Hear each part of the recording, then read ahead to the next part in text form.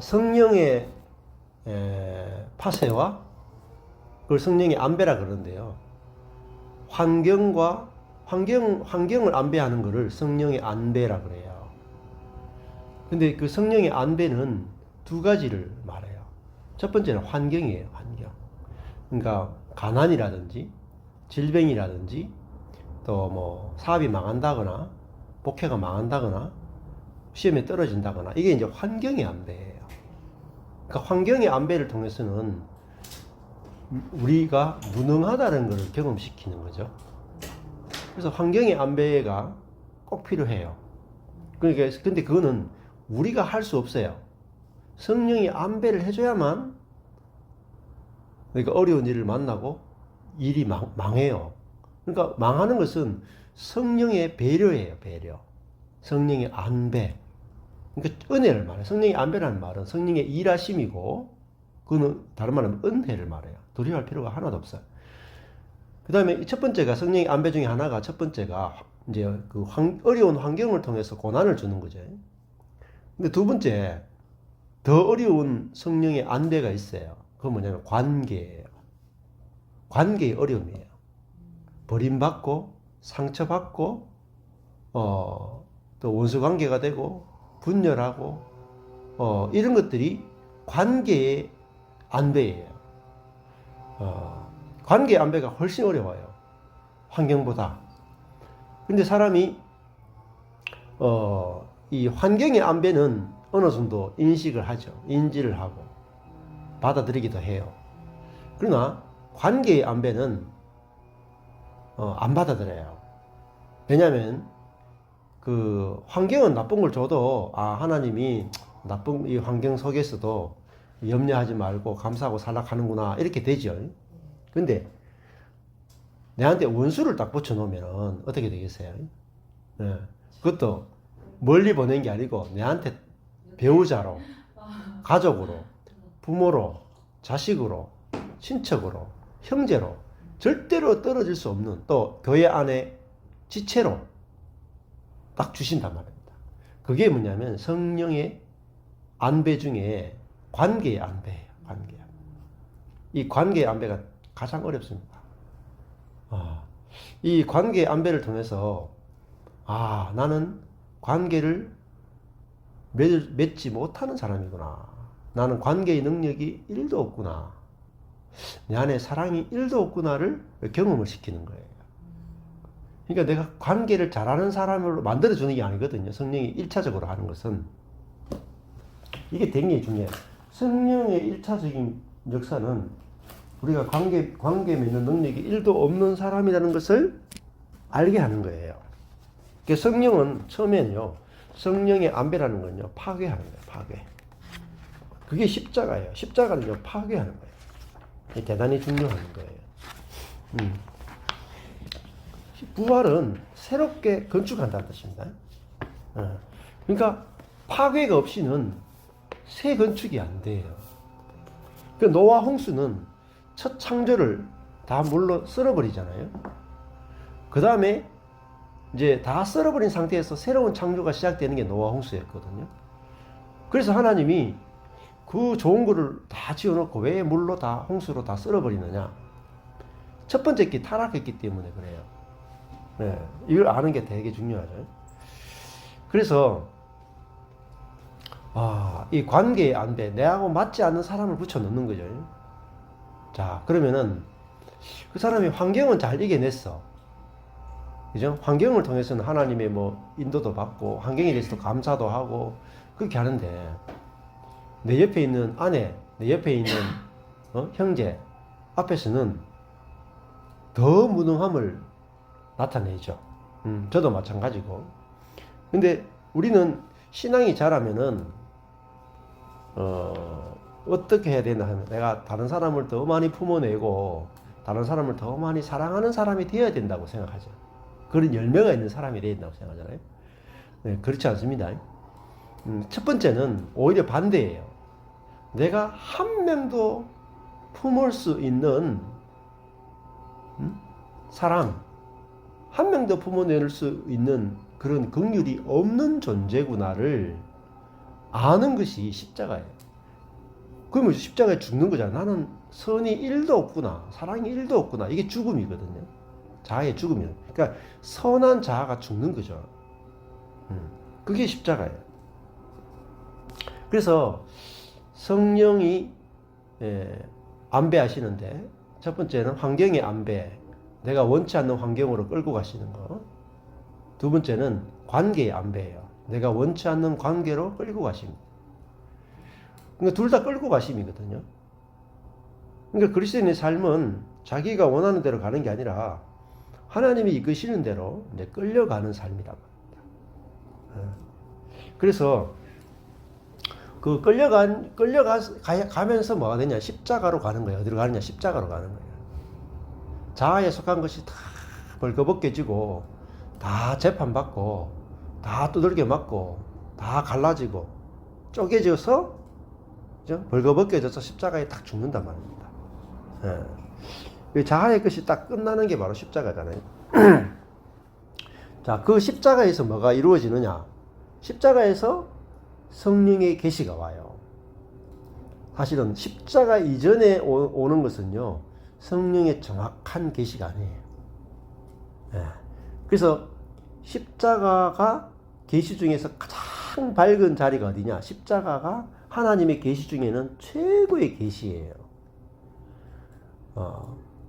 그러니까 이 십자가를 통해서 완전한 계시를 본단 말입니다. 그래서 이번에도 제가 읽은 잠시 이렇게 봤는 책 중인데 여기 책이 있어가지고 잠시 내가 외길 영성이라는 책인데요. 여기 뭐 아나 베프티스트의 3차원 영성 해부란 책이에요. 데이비드 옥스버그. 여기 보면 그 유명한 희망의 신학을 쓰는 위르겐 몰트만이라는 신학자가 있어요. 볼트만 이후에 등장한 아주 유명한 독일 신학자인데요. 이 몰트만이라는 신학자가 희망의 신학이라는 책을 써내니까 사람들이, 미국인들이, 이 사람 독일 사람이잖아요. 그러니까 이 몰트만이 희망의 신학이라는 책을 써내니까 미국처럼 막 나라가 진보하고 번영하는 그런 낙관적 메시지를 논한 책으로 그 희망의 책을 받아들이는 데 있어서 경악을 했대요. 완전히 이 책을 잘못 이해한 거죠. 그 다음에 위르겐 몰트만이 유명한 책을 한 권 더 집필을 해요. 그게 뭐냐면 십자가에 못 박히신 하나님이라는 책을 저술을 해요. 그래서 이 몰트만은요, 이 집필해가지고 그 책에서 그리스도에 대한 철저한 헌신을 요구했어요. 그러면서 하는 말이 십자가를 해석하거나 잘못 이해하는 사람들을 위해 십자가의 의미를 아래와 같이 설명했다 하는 건데요. 짧은데 한번 읽어드릴게요. 물론 철저하다는 것은 어떤 문제를 뿌리채 붙잡는 것을 의미한다. 이게 철저한 헌신 했잖아요. 조금 전에요. 그리스도에 대한 철저한 헌신하는 것은, 이 철저하다는 것은 어떤 문제를 뿌리채 붙잡는 거다. 그러니까 완전히 핵심을, 그리스도에 대한 철저한 헌신한 말은 그리스도에게 몰입해야 된다는 거죠. 모든 신학은, 모든 성경 공부는, 모든 계시는 무엇에 집중해야 되느냐? 이 십자가에 못 박히신 그리스도에게 집중해야 된다는 거죠. 그래서 철저한 헌신이라고 말했어요. 철저한 기독교 신앙이란 십자가에 못 박히신 하나님께, 이 그리스도를 말하죠, 자기 자신을 남김없이 드리는 것을 의미한다. 이렇게 말했어요. 남김없이. 그 십자가에 못 박히신 하나님께 모든 계시가 거기서 다 나온다는 거예요. 가장 중요한 계시가. 이것은 엄청난 모험이다. 그런 신앙은 당사자의 신념, 소망, 선한 의도를 인정하는 것과는 거리가 멀다. 그러니까 나의 신념, 나의 소망, 나의 선한 의도는 다 없어지는 곳이란 말이에요. 이거 인정하는 것과는 거리가 멀다. 우선적으로, 우선은 십자가에 못 박히신 하나님 앞에 자기를 드리면 우선적으로 회개와 근본적 변화라는 고통이 있으면 안 된다라는 거죠. 십자가 앞에 가면은 내 것을, 내 좋은 것들을, 나의 신념, 나의 소망, 나의 선한 의도를 인정해 주는 곳이 아니라 나의 신념, 나의 소망, 나의 선한 의도를 어떻게 하죠? 회개시킨단 말이에요. 오히려 파쇄시켜버린단 말이에요. 그것은 성공을 위한 비결이 아니다. 십자가는 성공을 위한 비결이 아니며 진리와 직접적으로 마주치게 만든다. 이게 진리를 만나는 곳이 어디냐? 그게 십자가예요. 아울러 긍정적이지도 건설적이지도 않다. 십자가는 긍정하거나 건설하는 게 아니라 오히려 처음에는 그죠? 처음에는 비판적이고 파괴적이다 말입니다. 십자가는 자아를 비판하고 자아를 파괴하는 거란 말이에요.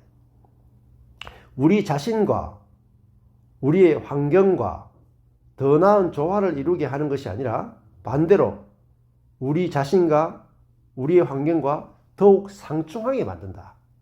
즉 우리를 집도 없고 뿌리도 없는 존재로 만들어서 평생을 머리 둘 곳도 없이 떠도셨던 그리스도를 따를 수 있는 자유를 제공한다. 말이 어렵죠. 그러니까 우리 십자가는 내가 안전하게 거할 수 있는 집, 그죠? 내가 뿌리가 있는 존재가 되고 싶은 그거를 죽여버린다는 거예요. 그러니까 집을 없애버리고 뿌리도 잘라버린다. 그럼 어디냐? 우리는 머리 둘 곳이 없다 하는 말은 와, 내가 사람도 믿을 게 못 되고 환경도 믿을 게 못 되고 부모도 믿을 게 못 되고 내 자신도 믿을 게 못 되고 이 세상의 모든 것도 하나도 내가 믿을 게 없구나. 그래서 내가 어디 정박을 할 수 없는 사람이다. 그런데 예수님이 나는 인자는 머리 둘 곳이 없다 하는 말이 뭐겠어요? 이 세상과 나에 속한 모든 것들에 내가 안식할 수 없다는 말입니다. 안식할 수 없다. 그래서 나는 인자는 머리 둘 곳이 없다. 그렇게 말씀하셨다. 근데 그 머리 둘 곳 없는 그리스도를 따를 때 뭐가 오느냐 하면 자유가 온단 말입니다. 자유. 내가 세상에서 안전한 안락처를 얻어야 자유가 오고 행복이 온다고 우리는 생각하는 거죠. 돈도 있어야 되고 관계도 좋아야 되고 선도 행해야 되고 명예도 있어야 되고 목회도 잘 돼야 되고 사람들 인정을 받아야지 내가 그 인정받는 그죠? 예. 나의 소망대로 되고 내 선한 의대로 되는 그곳이 내 집이란 말입니다. 근데 십자가는 그거를 파괴해버렸는데 뭐가 오느냐? 자유가 오는 거예요. 이 세상에 내가 거할 것이 없구나 하면은 이 세상으로부터 반대로 자유한 거예요. 예. 이게 예수 그리스도가 우리에게 주는 진짜 자유라. 예를 들면 이런 거죠. 나는 정말 좋은 집이 있으면 좋겠다. 막 했는데 하나님 좋은 집을 안 주는 거라. 오히려 집을 전세로 있던 집도 탁 해가지고 사골세로 갔어. 근데 야 진짜 이 세상의 집은 내가 등기를 내 안으로 옮기는 거나 사골세로 사는 거나 이 집이 내게 행복을 주거나 집이 내게 안정감을 주는 것이 아니구나. 이거는 흘러가는 거구나. 그러면서 이 온 우주가 하나님의 집이고 이 온 우주가 아들 된 내 집이구나. 우리 자아의 개념 보면은 내가 살고 있는 그 집이 내 집이라고 생각했는데 그게 아니고 이 온 우주가 하나님이 내게 주신 집이구나. 그걸 보게 된단 말입니다. 그러면 진짜 자유를 얻게 되는 거죠. 그래서 내가 살고 있는 그 집이 내 집이구나 한때도 자유가 있잖아요. 아주 작은 자유가 있죠. 그러나 내가 그 살고 있는 작은 집을 잃어버렸는데 온 우주가 내 집이구나 하는 것을 볼 때 그 작은 집에서 자유해지는 거잖아요. 온 우주를 다 내 집으로 누리는 게 그게 진짜 십자가가 주는 자유죠. 그래서 십자가의 종교, 십자가의 근거를 둔 신앙 이렇게 표현했거든요. 몰트만이. 예, 기독교는 십자가의 종교고 십자가의 근거를 둔 신앙이란다. 이것은 건설적이고 고무적인 역할을 하기보다는 곳곳에 충격을 일으킨다. 예, 그러니까 우리가 신앙생활 하는데 십자가가 우리에게 오면은 내가 살고 있는 안전한 짚과 뿌리를 송두리째 흔들어 버린다네. 특히 같은 집단에서 함께 신앙생활을 했던 이들을 분노케 만든다. 십자가의 신학이 오잖아요. 십자가의 신앙이 오잖아요. 그러면 교회에서 핍박받아요. 루터가 그랬어요. 루터가 캐톨릭 안에 있으면서 십자가의 복음을 탁 깨닫자마자 바로 종교 재판 가고 이단으로 몰리고, 예, 핍박받고 숨어 살아야 됐어요. 잔느 기용도 십자가의 신학을 말하자마자 감옥에 갇혔고요. 다 그래요. 마이클 몰리노스나 뭐 다 그래. 그것은 소외된 사람을 소외시켜서 소외된 사람을 다른 사람과 융합시키는 게 아니라 소외된 사람을 소외시켜 소외를 기꺼이 받아들이게 만든다. 야, 내가 소외돼 가지고 나밖에 없구나 하는데 오히려 행복한 거예요. 야, 하나님이 나를 세상에서 종교에서 불러냈구나. 자기가 홀로 됐는데 오히려 그 소외가, 야, 내가 진리를, 하나님께서 내게 진리를 깨닫게 하셨기 때문에 내가 이렇게 소외됐구나. 세상으로부터 버림받았구나. 내가 소수가 됐구나. 오히려 거기서 기쁨이 오는 거예요. 그래서 이 복음을 사실은 구약시대 때 보면은 제가 좀 충격받았던 것이, 제가 깊이 와닿았던 것이 아브라함, 이삭, 야곱이 나오잖아요. 생각해 보세요. 구약시대에 아브라함 시대에는 아브라함 가족만 하나님을 제대로 알았어요. 예. 이삭 시대에는 이삭의 가족만 하나님을 제대로 알았고요. 야곱의 시대 때는 야곱의 가족만 하나님을 제대로 알았어요. 그리고 이 지구상에 있는 모든 사람은 하나님을 제대로 아는 사람이 없었어요. 그러니까 극단적 소수죠. 한 사람, 한 가족 안에만 하나님을 아는 계시를 주셨단 말입니다. 극단적 소수예요. 극단적. 지극히 극단적. 슈퍼 울트라 극단이야. 네.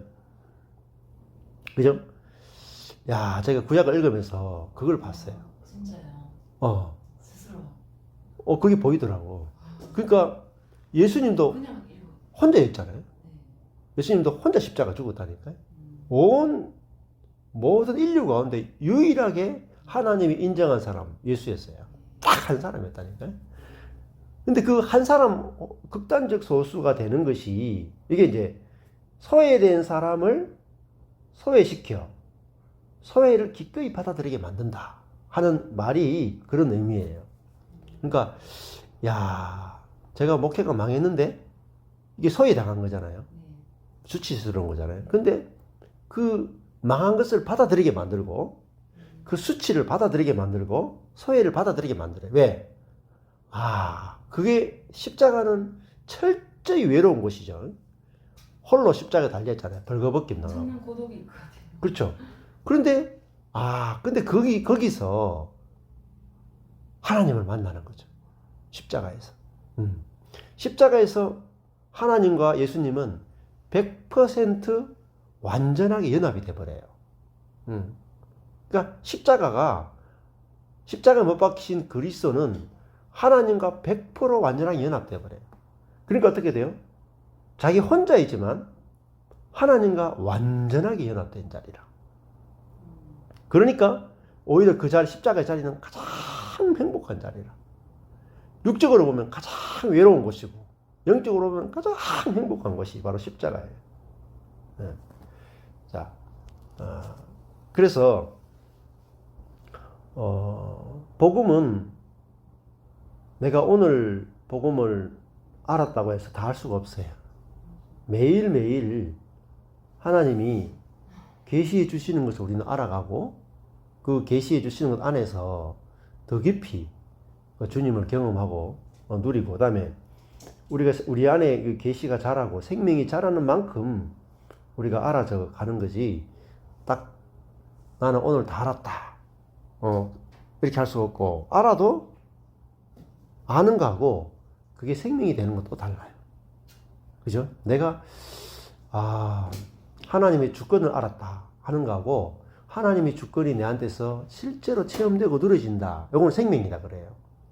그건 또 다른 차원이거든요. 그래서 우리는 그 지식이 생명이 될 때까지 뭐냐면 안식 가운데 기다리는 거예요. 안식 가운데. 예를 들면은 우리가 그 온전하다 하는 것도 과정을 거쳐서 점점 그 확대되는 것이다. 이렇게 말씀드릴 수 있어요. 예. 이걸 이 생명은 잘한다 하는 부분을 모르면 오해가 생기고 문제가 생길 수 있다는 거죠. 그래서 요걸 이제 잘 이해하는 게 중요해요. 여기 봐, 요한복음에도 결국은 그 우리 안에 있는 하나님의 생명과 그 생명이 자라는 부분에 대해서 요한복음이 우리에게 이야기해 주고 있죠.